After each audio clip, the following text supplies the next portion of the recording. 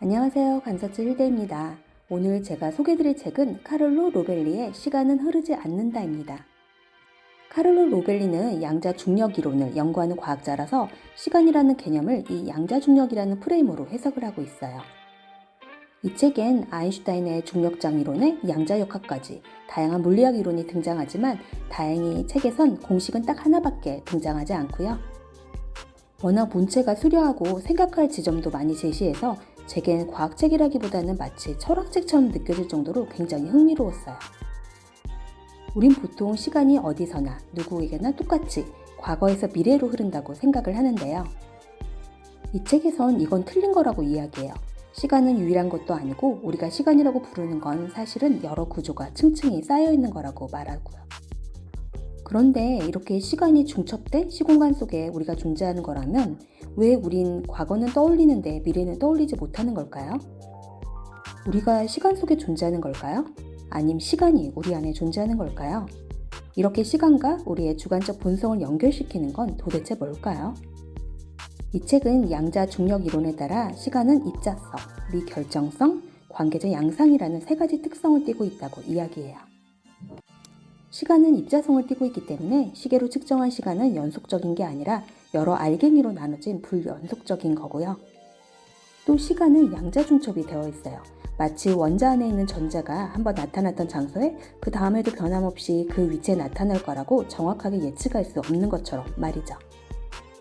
마지막으로 시간은 일관성 있는 상태가 아니라 관계들의 느슨한 망이에요.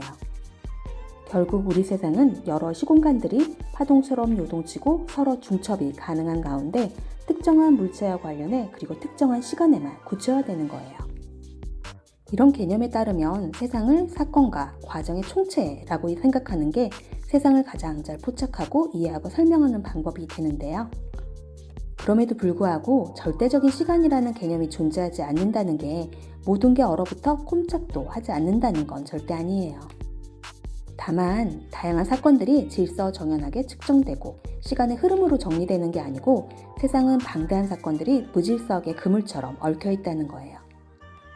이처럼 시간은 그저 사건을 뜻하는 거기 때문에 모든 사물은 그 자체로 시간이고 시간 속에 있는 것만 존재한다고 볼 수 있죠. 저는 이 책에서 현재라는 개념이 우리와 가까이에 있는 거품에 불과하다는 대목이 정말 신선했는데요. 왜냐하면 온 우주로 이 시간 개념을 확장하면 행성 간 거리가 너무 멀기 때문에 우리 기준에서는 지금 보고 있는 그 장면이 사실은 빛이 그 행성에 갔다 우리에게 다시 도달할 때까지 엄청나게 긴 시간이 걸리거든요. 이 책에선 프록시마 B라는 외계 행성을 예로 들고 있는데요. 우리가 망원경으로 지금 프록시마 B에서 일어난 일을 살펴보면 시공간이 휘어져 있기 때문에 사실 우리는 수년 전에 일어났던 일을 보고 있는 거예요. 즉 우리가 현재 보는 것이 사실은 프록시마 B에선 과거인 셈이죠. 이런 점에서 우주 관점에서는 지금 우리가 사는 곳에서 현재라고 부르는 것에 대응되는 특별한 순간은 없게 되는 거예요. 시공간이 휘어진 공간, 중력의 영향을 받기에 중력정이 강한 곳에서는 시간이 천천히 흐른다는 것도 흥미로웠는데요. 지구 중심에서 가까워 중력장이 강한 평지에 살면 시간이 천천히 흐르고 높은 고지대에 살면 시간이 빨리 흘러서 나무도 더 빨리 자라고 사람은 더 빨리 늙게 되는 거예요.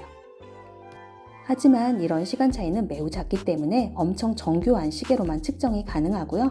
빛에 비해 우리 일상생활이 워낙 느린 속도로 움직이기 때문에 우린 이런 시공간에 따른 미묘한 시간차를 느끼지는 못해요.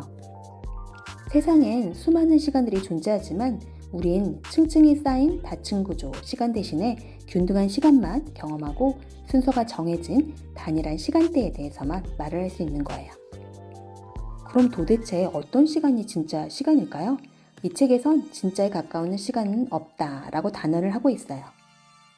마치 화폐가 다른 국가의 화폐와 비교가 되어 상대적인 가치를 지니는 것처럼 말이죠. 시간도 화폐처럼 서로의 시간에 대해 상대적으로 변하는 것일 뿐이고 둘 중 다른 시간에 비해 더 진짜에 가까운 시간은 없다는 거예요.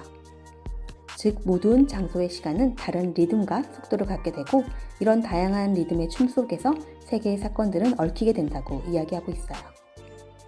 마지막으로 제 눈길을 사로잡은 건 열역학, 이 법칙의 시선으로 우리 세상을 이해하는 방법이었는데요. 우주의 모든 사건은 질서 정연한 상태에서 무질서와 혼돈이 증가하는 쪽으로 변화한다는 열역학 제2법칙, 엔트로피 법칙으로 이 세상을 바라보면 과거와 미래의 차이는 혼돈의 정도인 거고요.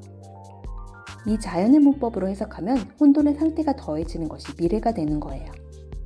전 나이가 들면 더 지혜로워져야 할 텐데 왜 삶 자체가 쉬워지지 않는 걸까라는 고민을 종종 했었는데요. 이 책을 읽고 나니 삶이 혼란스러운 건 우주의 법칙이니 바꿀 수 없는 숙명에 대해 고민하고 힘들어하기보다 그저 순응하고 이 우주의 문법 안에서 조화롭게 사는 법을 모색해야겠구나 라는 생각이 들더라고요. 세상의 본질은 시간이라기보다 변화라고 말해주는 이 책을 읽으면서 단지 생리적으로 나이 먹는 걸 의미하는 생일을 축하하는 게 아니라 성숙해지고 공동체 내에서 본인의 역할을 잘 수행할 때 비로소 축하하는 문화가 있는 호주의 원주민 문화가 떠오르더라고요. 또 변화와 관계망이라는 관점에서 시간을 바라보게 되면 바꿀 수 없고 후회, 회한, 행복한 기억처럼 강렬한 경험만 선별적으로 간직할 수 있는 과거보다는 아직 존재하지 않아 불확실하긴 하지만 욕망과 불안의 교차점에서 우리가 선택할 수 있는 미래가 우리의 운명을 개척하는 데 있어 더욱 소중하겠구나라는 생각도 들었고요. 여러분, 우리가 미래의 어떤 시점에 도달했을 때 단지 시간이 흘렀구나라는 생각이 아니라 목표한 만큼 변화하고 의도한 만큼 관계망의 층위가 쌓일 수 있도록 이번 한 주도 충실한 일상 켜켜이 쌓아가 보시면 어떠실까요? 다음 시간에는 보다 내밀한 하루하루 보내실 수 있도록 우리가 타인의 욕망으로부터 자유로워지는 방법에 관한 책으로 찾아뵐게요. 오늘도 힐드 책방에 들려주셔서 감사합니다.